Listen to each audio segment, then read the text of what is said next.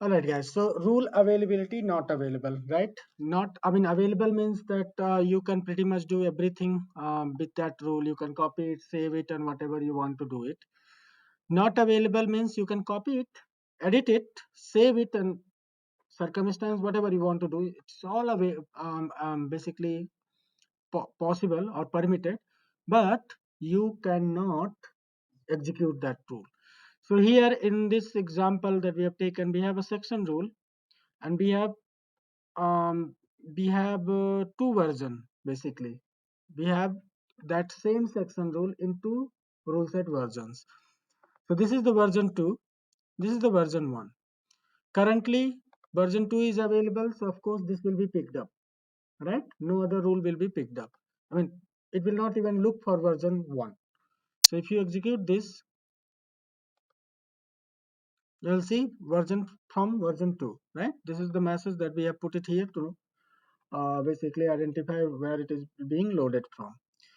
Now, if you set this as not available, okay, um, let's check it out and mark it not available.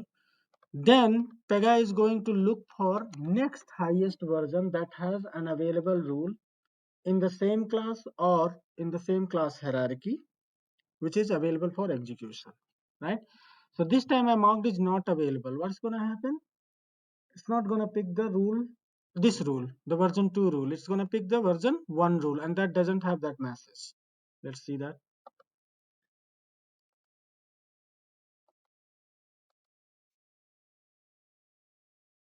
Okay, casting might be. Let me check this in. And this is version 1.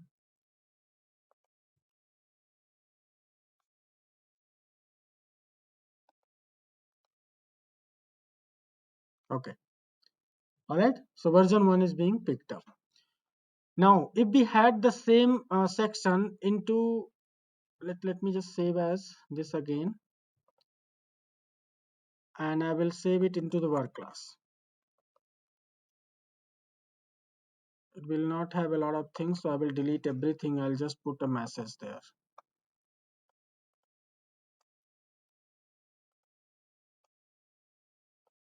Come on. Oh, sorry. From work class. So in this situation, we have same section in one more class. Now we have it in the work class as well. Okay, the same section is available in work class as well. So if I have the section in this saving account available, and then it will not look for the work class because it found something in most appropriate class, right? But if I mark this one unavailable, not available, I mean version 2 is already not available. Let's mark version 1 not available as well. Then which rule will be picked up? The next available rule, nothing in this new saving account, then it will go into the work. If it finds something in the work, it will take that up.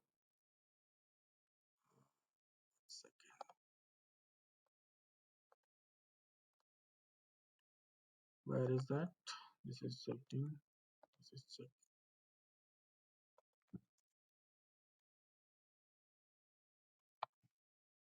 checking.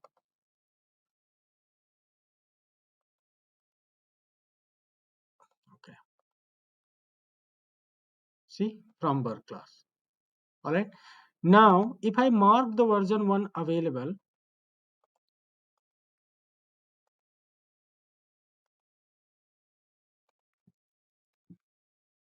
but okay, so this one is from the highest version, version 2.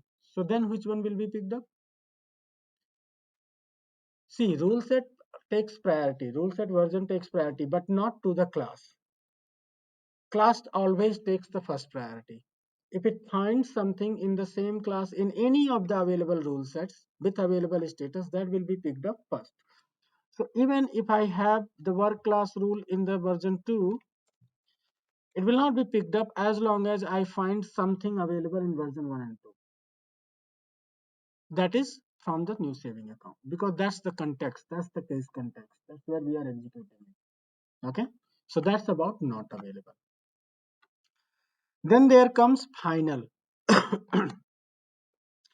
Final rules are basically ones that you can use, you can execute. It's basically copy.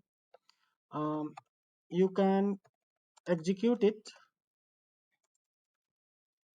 but can't save it in another rule set. Okay, so this is used by Pega. When Pega basically configures some core feature of the platform that is essential for the processing of the cases and everything, certain rules are meant to be not changed, only changed by Pega. So we sometimes specialized Pega rules. So we actually have a Pega rule that is working fine, but we need to make some changes. So we copy that rule in our rule set, because the main Pega rule is locked. Rule set is locked, so you cannot change it. So you copy it in our rule set and then you change it. But final rules cannot be done that way. Final rules cannot be copied over to your application rule set. Okay, from Pega rule set. If I mark this rules, basically, let's say this rule as final, so I can save it in the next version. Pega also modifies that rule, right? Final rule in their next highest version, but only in their rule set. You cannot customize that. That is not available for you. Okay. So if I mark this one as a final, I cannot have it saved into another rule set. Let me try that.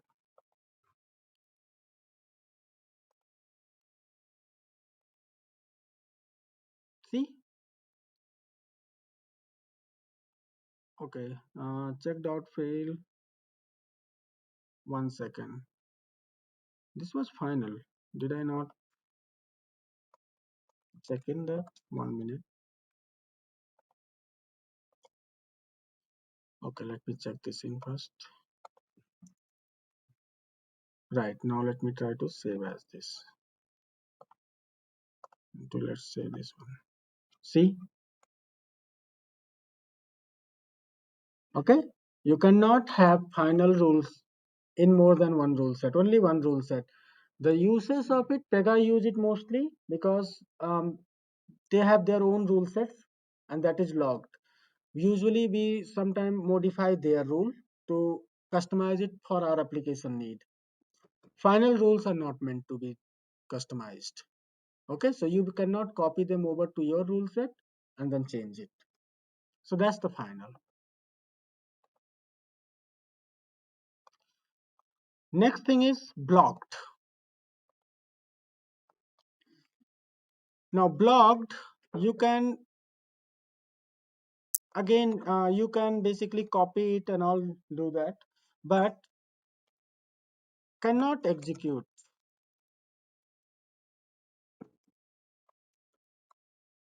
and they block the application execution. Give a They give error.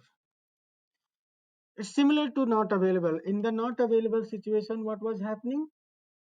It was going to look for another rule, right? In any other version, next highest version, right? But here it will not look for any other version or any other class.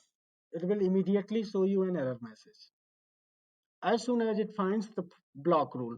So if you mark version 2 blocked, that will be first picked up for execution. It is blocked, it will give you an error. But let's say that version 2 is available. Sorry, it's available and version 1 is blocked, then no. So in that case, it will find version 2 first available, execute it. Unless it goes to the blocked, it will not do anything. And if version 2 is available, it will never go to blocked because it will not reach there.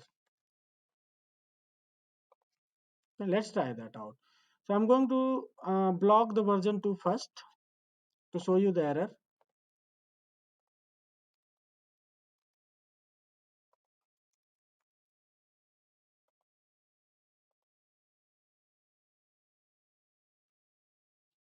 One second.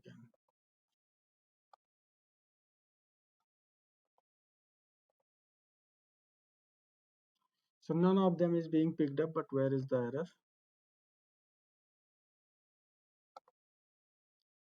Should ideally be error there. One second. Version 2 is blocked. This is also not being picked up. This is also not being picked up. It's not picking that up for sure, but it should show error.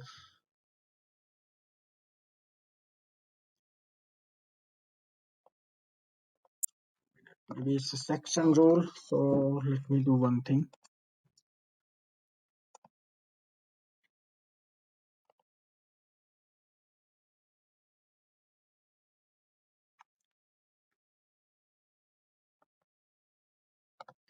All right, so this is the first screen, and on the section, in the section, basically that's not being executed, but error is not available for us to see. But if you want to verify the error, just run this one, and you'll see that okay, it's not available for execution either for the blocked availability. Or if it was some other rule, data transform or something like that, you might have seen the error as well. Let me just show you that.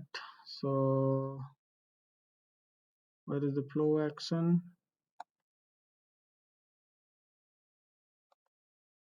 Okay, let me pick that up from here. Yeah.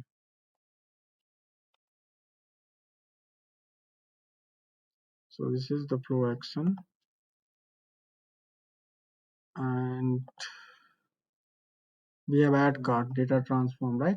I'm going to mark this add card data transform blocked. Okay, and I'm going to have a copy created in the lower class.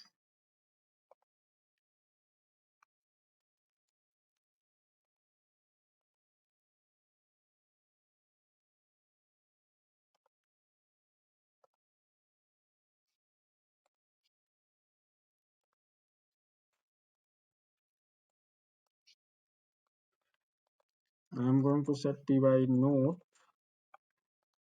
to from work class. Check this in. Right, so if I try to submit that, see, even though there was an instance of it in the lower class, it did not pick.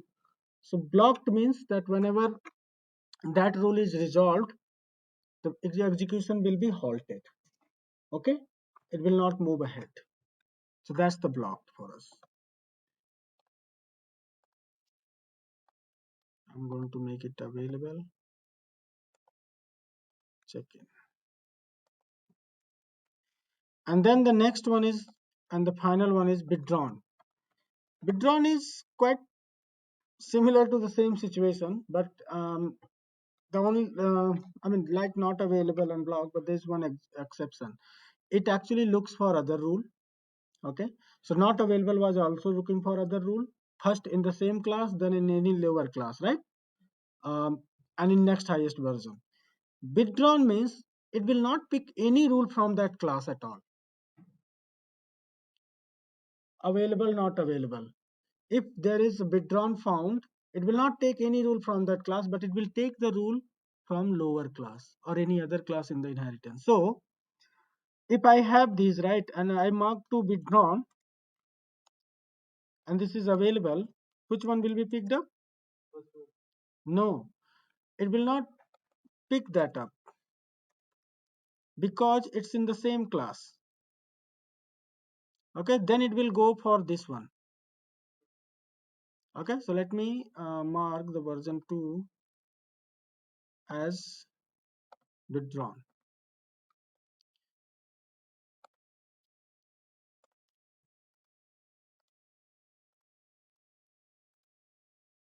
Version 2 is withdrawn. Version 1 is available. Okay, and this is work class, right? I will mark the work class as available too. Okay, so both are available. Let me just check one more time. This is version 2. Sorry, I'll have to mark this withdrawn.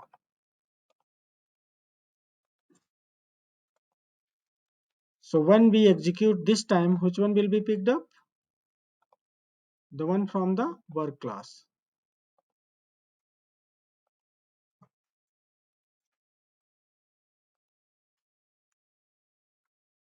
See, it ignored the other rule that was available in the same class. So it actually blocks that. It actually blocks that class. Does not block, just ignore it. It ignores that class and goes for the lower level classes or any other class that is in the inheritance. So that's withdrawn. It it will Pega will never look any class that is any subclass, upper class, never. It will just look lower only, right? You cannot access the property of subclasses or feature of subclasses. That is what higher class will be. So it is always going to look at any of the other classes in the inheritance path. So that is rule availability.